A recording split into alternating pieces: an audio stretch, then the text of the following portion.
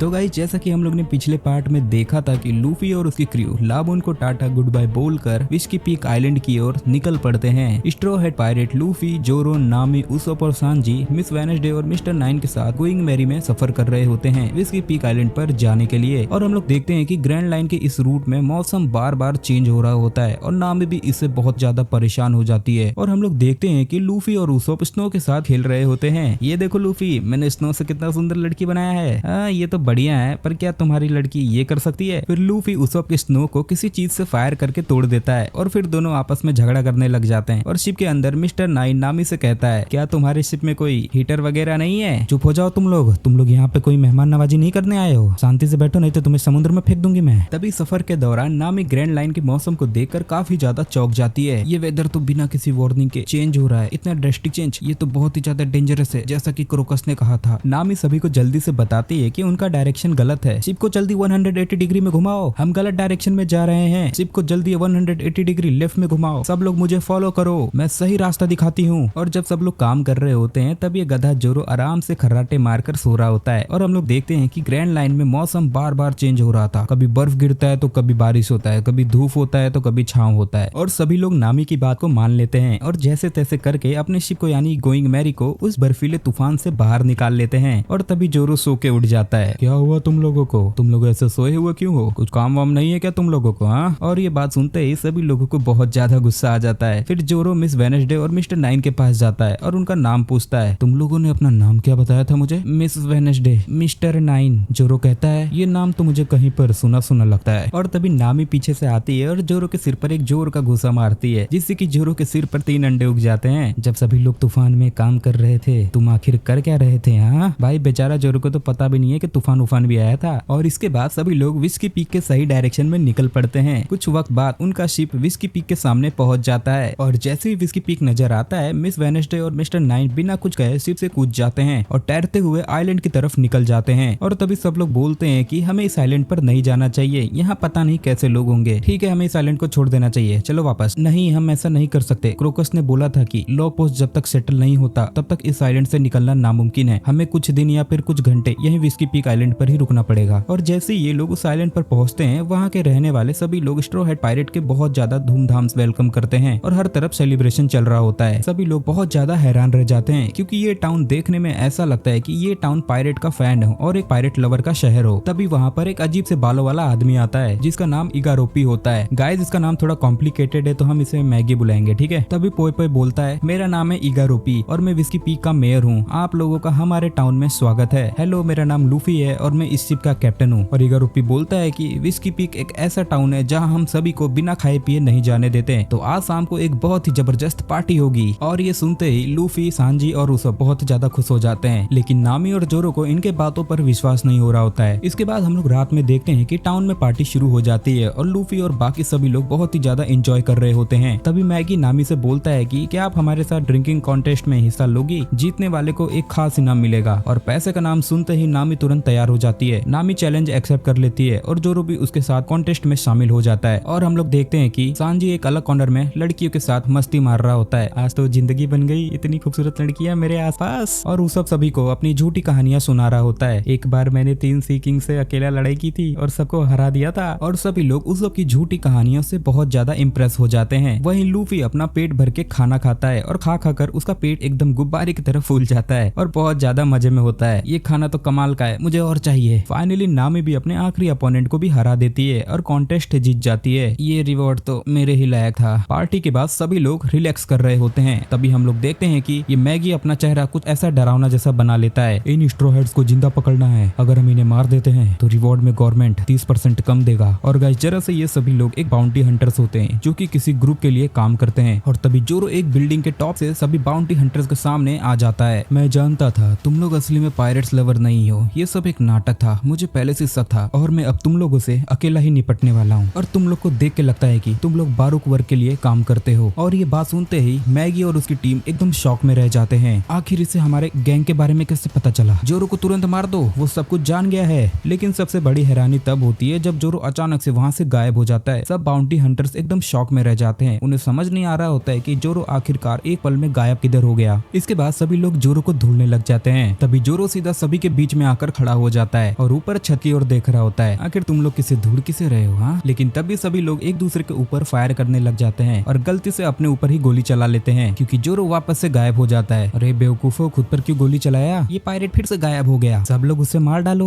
वो अकेला ही एक शॉट्समैन है। तभी जोरो अचानक से मैगी के पीछे आ जाता है और उसके बालों से अपना तलवार निकालता है। मुझे एक बात बताओ, क्या एक कब्र बनाना काफी होगा क्या? और तभी सभी बाउंटी हंटर जोर के ऊपर फायर करने वाले होते हैं। गधो, गोली मत चलाना वरना मैं भी मारा जाऊंगा। तभी मैगी अपने सहनाई वाले पिपड़ी से उन सभी बाउंटी हंटर्स के ऊपर फायर कर देता है कि उसे डर होता है कि अगर वो लोग फायर करते हैं तो मैं भी मारा जाता। और फिर हम लोग देखते हैं कि जोरो एक दीवार के पीछे छुपा होता है। अच्छा, तो वो सहनाई असल में एक हथियार है, ये तो काफी खतरनाक हो सकता था। और इधर हम लोग बार के अंदर देखते हैं कि सभी लोग एकदम खर्राटे मारकर सो रहे होते हैं और हम लोग लूफी को देखते हैं जो कि खा खा के एकदम गुब्बारा बन गया होता है। और तभी हम लोग देखते हैं कि नामी सोई नहीं होती है, असल में वो थोड़ा भी नशे में नहीं होती है, बस वो दारू पीने का नाटक कर रही होती है और नामी को सब चीज पता चल जाता है। अच्छा, तो असल में ये वेलकम टाउन नहीं है बल्कि बाउंटी हंटर्स का अड्डा है। और इस तरफ हम लोग देखते हैं सभी लोग जोरो को पागलों की तरह ढूंढ रहे होते हैं उसे मारने के लिए। तभी जोरो बोलता है, समय आ गया है यूबिरिशा और कितित्सु को तलवार को ट्राई करने का। तभी जोरो के सिर के ऊपर एक बाउंटी हंटर्स उसे ढूंढ लेता है और जोरो के ऊपर बंदूक से फायर कर देता है। जोरो गोली से बच जाता है और एक घर के अंदर चला जाता है। फिर सभी बाउंटी हंटर जोरो के ऊपर लगातार गोलियां बरसा रहे होते हैं। तभी जोरो एक टेबल को किसी शील्ड की तरह यूज करता है। तभी जोरो अपने तलवार से सभी के ऊपर अटैक करता है और सभी को एक ही बार में काट के रख देता है। ये तो काफी बढ़िया तलवार है। इसके बाद जोरो एक सीढ़ी से चढ़कर दूसरे बिल्डिंग के छत पर चढ़ जाता है जहाँ पर एक बाउंटी हंटर उसका इंतजार कर रहा होता है बाजूका के साथ। जैसे ही जोरो उस छत पर पहुंचता है वो बाउंटी हंटर तुरंत उस पर फायर कर देता है, लेकिन जोरो उसे आसानी से डॉज कर देता है। जोरो के पीछे वाली छत पर वही मर्दों वाली औरत खड़ी होती है जिसका नाम मिस मंडे होता है और वो जोरो के ऊपर वाइन से भरे ड्रम को फेंक देती है, लेकिन जोरो उसे अपने तलवार से एक ही बार में काट देता है। ये वाइन तो बर्बाद हो गई यार। तभी एक बाउंटी हंटर जोरो के ऊपर एक हथौड़े से हमला करने वाला होता है, लेकिन तभी जोरो की दूसरी तलवार सेंडाई कितित्सु बिना उसके कहने पर खुद रिएक्ट करती है। फिर जोरो को यकीन हो जाता है कि ये तलवार वास्तव में श्रापित है। तभी एक बच्चा जोरो पर अचानक से अटैक करने की कोशिश करता है लेकिन हार जाता है। तभी उसकी माँ वहाँ पर आ जाती है। भगवान के लिए हमारे ऊपर दया दिखाओ, प्लीज हमें बचा लीजिए सर। और ऐसा बोलकर तभी वो एक बड़ा सा क्रॉस खड़ा करती है और उसके बीच से धुआं निकलने लग जाता है, लेकिन जोरो उसे आसानी से हरा देता है। ऐसी बकवास चीजों का मेरे ऊपर ट्राई करने की भी कोशिश मत करना, समझे तुम लोग। इसके बाद सभी बाउंटी हंटर्स बार के अंदर घुस जाते हैं और उसप और लूफी के ऊपर पैर रखकर चले जाते हैं। तभी उसप एक बार के लिए उठता है, क्या मेरे ऊपर कोई पैर रख के गया? और तभी सांजी नींद में ही उसप का हाथ पकड़ लेता है। उसे लगता है कि ये किसी लड़की का हाथ है। इसके बाद हम लोग नामी को देखते हैं जो कि इन बाउंटी हंटर्स का खजाना को लूट रही होती है, लेकिन उसे यहाँ पर कुछ भी नहीं मिलता जिससे उसे बहुत ज्यादा गुस्सा आने लगता है। और इस तरफ जोरो एक बिल्डिंग के टॉप पर होता है। सभी बाउंटी हंटर्स को लगता है कि उन्होंने जोरो को चारों तरफ से घेर लिया है। तभी एक बाउंटी हंटर सीढ़ी से चढ़कर छत के ऊपर जाने लग जाता है, लेकिन जोरो सीढ़ी को पकड़कर नीचे फेंक देता है जिससे कि वो बाउंटी हंटर नीचे गिर जाता है। तभी जोरो छलांग मारकर दूसरे छत के ऊपर कूद जाता है, 3 स्वॉर्ड स्टाइल हॉक वेव, और सभी पायरेट्स को एक ही बार में धूल चटा देता है। तभी वो मर्दों वाली औरत यानी मिस मंडे जोरो के ऊपर एक सीढ़ी से हमला कर देती है, लेकिन जोरो उसे आसानी से बच जाता है। काफी अच्छा ट्राई था, लेकिन इस दुनिया में ऐसा कोई भी मर्द नहीं है जो मेरे ताकत को झेल पाए। तभी मिस मंडे जोरो का गला पकड़कर उसे हवा में पकड़ लेती है और तभी अपने हाथों से जोरो के मुंह पर एक जोरदार पंच मारती है जिससे कि जमीन भी थोड़ा सा चिटक जाता है। और ये सब नजारा दूर से ये मैगी देख रहा होता है और बोलता है कि मैंने तो इसे पहले ही कहा था, जो भी हमसे टकराएगा वो मिट्टी में मिल जाएगा। उसके बाद वो सभी लोग वहाँ से जाने लग जाते हैं। तभी उसे मिस मंडे का जोर से चीखने की आवाज सुनाई देती है और हम लोग देखते हैं कि जोरो मिस मंडे के मुंडी को अपने हाथों से पकड़ के रखा होता है जिससे कि वो बहुत ज्यादा दर्द में दिखाई दे रही होती है और जोर जोर से चिल्लाती है, क्या हुआ? अभी तो तुम बहुत बड़ी बड़ी बातें कर रही थी ना, अब दिखाओ अपना ताकत जरा मुझे। और तभी जोरो मिस मंडे को छोड़ देता है और मिस मंडे नीचे बेहोश होकर जमीन पर गिर जाती है। और ये देखकर ये मैगी और बाकी सभी लोग बहुत ही ज्यादा हैरान रह जाते हैं। और तभी जोरो एक छत के ऊपर एकदम स्टाइलिश तरीके से खड़ा होता है। ये नहीं हो सकता, इसने मिस मंडे को कैसे हरा दिया? वो हम सब से बहुत ज्यादा ताकतवर थी। मरीन्स ने वांटेड पोस्टर में गलती कर दी, उन्हें लगा कि जोरो ही कैप्टन है जिसका बाउंटी 30 मिलियन है। मुझे लगा ये इतना ज्यादा ताकतवर है, इसी के ऊपर 30 मिलियन बाउंटीज का इनाम होगा, पर मुझे क्या पता था वो बेवकूफ जैसा दिखने वाला लड़का, उसके ऊपर 30 मिलियन बाउंटीज का इनाम है। अगर हमें पहले पता चलता तो हम उसे वहीं पर निपटा देते हैं। तभी मिस्टर 9 बोलता है, तुम्हें शायद नहीं पता, जिसका कोड नेम जितना छोटा होता है वो उतना ही पावरफुल होता है और हम तीनों के पास सिंगल डिजिट का कोड नेम है। तुझे क्या लगता है तूने जो बाउंटीज को हराया है वो हमारे बराबर है? और तभी मैगी अपने पिपड़ी से जोरो के ऊपर वापस से फायर कर देता है और मिस्टर 9 जल्दी से छत के ऊपर जाने लगता है और मिस वेडनेसडे सीटी मार के बोलती है, कूरो आ जाओ, अब तुम्हारा समय आ चुका है। तभी हम लोग देखते हैं कि एक बतख जैसा दिखने वाला पेट अपीयर होता है और वो दूसरी तरफ जाने का इशारा करता है। मैंने तुम्हें उस तरफ जाने को नहीं बोला, इस तरफ आओ कूरो। तभी वो बतख के ऊपर बैठ जाती है और उसको आगे चलने को बोलती है, लेकिन वो बुद्धू बतख नीचे बैठ जाता है, जिससे कि मिस वेडनेसडे को बहुत ज्यादा गुस्सा आ जाता है। और तभी मिस्टर 9 जोरो के ऊपर अटैक कर देता है, लेकिन जोरो उसे आसानी से लड़ता है और लड़ते लड़ते मिस्टर 9 उस बिल्डिंग से नीचे गिर जाता है। तभी मिस वेडनेसडे पीछे से बोलती है, मैं अभी यही हूँ, समझे मिस्टर बुशिडो। तभी मिस वेडनेसडे अचानक से अपने कमर को मटकाने लग जाती है, भाई ये क्या कर रही है, और उसके हाथ में एक परफ्यूम का बोतल होता है, एल्यूरिंग परफ्यूम डांस, और परफ्यूम की बदबू इतनी ज्यादा होती है कि जोरो घुटने पर बैठ जाता है। बस इतना ही दम था तुम में, अब देखो तुम। पीकॉक स्लेशर, कूरो जल्दी से उस स्वॉर्ड्समैन की तरफ भागो। फिर कूरो जोरो की तरफ भागता है, लेकिन जोरो के पास से सीधा आगे निकल जाता है और नीचे गिर जाता है। ये तो एक नंबर का गधा है, इससे अच्छा तो अपना डॉगिस भाई होते हैं। इन गधों से फाइट करना तो खुद में एक शर्म की बात है। और तभी वो मैगी पीछे से वापस से जोरो के ऊपर अपने शॉटगन से हमला कर देता है, लेकिन जोरो उसे बच जाता है। और हम लोग देखते हैं कि जोरो एक दीवार के पीछे जाकर छुप जाता है। मुझे अब जल्दी ही कुछ करना पड़ेगा, लूफी और बाकी लोग अभी सो रहे हैं। तभी मिस्टर 9 अचानक से जोरो के सामने आ जाता है, अब मैं तुम्हें नहीं छोड़ने वाला हूँ, तुम्हारी हिम्मत कैसे हुई मुझे दीवार से नीचे फेंकने की, मैंने तुम्हें कब फेंका, तुम खुद ही नीचे गिर गए, समझे तुम। तभी मिस्टर 9 जोरो के ऊपर अटैक करता है और अपने हथियार से जोरो को हाथ को बांध देता है। अब तुम मुझसे बच के कहीं पर भी नहीं जा सकते। बहुत बढ़िया, जल्दी करो मिस्टर 8, मैंने इसको पकड़ के रखा है, ये अभी हिल नहीं पाएगा, जल्दी कीजिए। और तभी हम लोग देखते हैं मिस वेडनेसडे लूफी को उठाकर लेकर आती है और उसे बंदी बना देती है। अगर तुमने कोई चाल चलने की कोशिश की तो मैं तुम्हारे दोस्त को एक ही बार में खत्म कर डालूंगी। और तभी हम लोग देखते हैं वो मैगी के बालों में से बंदूक निकलता है और वो जोरो के ऊपर फायर करने वाला होता है, और वो जोरो के ऊपर फायर कर देता है, लेकिन जोरो मिस्टर 9 को अपने तरफ खींच लेता है और उसे किसी शील्ड की तरह यूज करता है। और जो वो मैगी ने फायर किया था वो जाकर मिस्टर 9 को लग जाता है, और जोरो मिस्टर 9 को उठा करके मिस वेडनेसडे और कूरो की तरफ फेंक देता है। और ये मैगी लगातार जोरो के ऊपर फायर करता रहता है। तभी जोरो लूफी के पेट के ऊपर कूद जाता है और उसके ऊपर से कूद करके मैगी के ऊपर तलवार से अटैक करता है और मैगी को हरा देता है। ठीक है, आखिरकार अब खत्म हुआ ये सब। और नीचे हम लोग देखते हैं कि लूफी उठ जाता है, क्या हुआ यहाँ पर, लगता है कुछ हुआ था, लेकिन ये गधा फिर से सो जाता है। और तभी हम लोग कुछ बाउंटी हंटर्स को देते हैं जो कि यहाँ से भाग रहे होते हैं। हमारे 3 डिजिट वाले सिंगल एजेंट हार चुके हैं, हमें जल्दी से यहाँ से भागना पड़ेगा, मुझे अपने आंखों पर विश्वास नहीं हो रहा है, हमें जल्द से जल्द इस आइलैंड को छोड़ना होगा। तभी उनके सामने 2 अजीब लोग आ जाते हैं जो कि एक बिल्ली जैसा दिखता है और एक ईगल जैसा। हम लोग यहाँ से भाग नहीं रहे, प्लीज आप बॉस को मत बताना। तभी वो दोनों उन बाउंटी हंटर्स के ऊपर अटैक करने वाले होते हैं। तभी पीछे से 2 बंदे लोग आ जाते हैं और तभी अचानक से एक बहुत बड़ा धमाका होता है और इस तरफ हम लोग मिस वेडनेसडे और बाकी सभी लोगों को देखते हैं। मैं इस जगह पर नहीं मर सकता, मेरे पास एक इससे भी ज्यादा इम्पोर्टेंट मिशन है। तभी उनके सामने वही दोनों बंदे आ जाते हैं जिसे हमने थोड़ी देर पहले देखा था। इसमें से एक का नाम मिस्टर फाई होता है और एक का नाम मिस वैलेंटाइन होता है। मुझे नहीं लगा था तुम लोग एक सिंगल स्वॉर्ड्समैन से हार जाओगे, ये तो बड़ी शर्म की बात है। अब तुम लोग को समझ में आ गया होगा कि तुम्हारे और हमारे बीच में जमीन आसमान का फर्क है। क्या तुम लोग हमारे ऊपर यहाँ पर हंसने आए हो? हम लोग यहाँ पर बॉस के कहने पर आए हैं, लेकिन असल में मिस्टर फाई और मिस वैलेंटाइन का मिशन था कि उन एजेंट्स को खत्म करना जो एक पर्टिकुलर किंगडम का इंपॉर्टेंस मेंबर हैं, क्योंकि उन्हें उनके बॉस का सीक्रेट पता चल गया है। मैं सच में कोई राजा वाजा नहीं हूँ, ये क्राउन तो बस मेरा स्टाइल है। लेकिन वो मिस वेडनेसडे की तरफ इशारा करते हैं जो कि असल में अलाबास्टा किंगडम की मिसिंग प्रिंसेस होती है। और ये जो मैगी है जिसका नाम मिस्टर 8 होता है, असल में उसका नाम इगाराम होता है जो कि अलाबास्टा रॉयल गार्ड का कैप्टन है। तभी वो अपने कैनन से उन पर फायर करता है। मैं तुम लोगों को अपने प्रिंसेस के ऊपर नजर भी नहीं उठाने दूंगा, समझे तुम सभी लोग। इगाराम। लेकिन मिस्टर फाई और मिस वैलेंटाइन को इसे कुछ भी नहीं होता है। इगाराम, तुम अलाबास्टा किंगडम के एक स्क्वाड कैप्टन हो, है ना? और मिस वेडनेसडे यानी प्रिंसेस बीवी, तुम अलाबास्टा किंगडम की एक प्रिंसेस हो, है ना? और हम बरूक वर्ग के मेंबर होने के नाते मैं तुम दोनों को अभी तुरंत डेथ पेनल्टी देता हूँ। और ऊपर से जोरो इन सभी की बातें सुन रहा होता है। यहाँ तो माहौल काफी ज्यादा खराब हो गया है।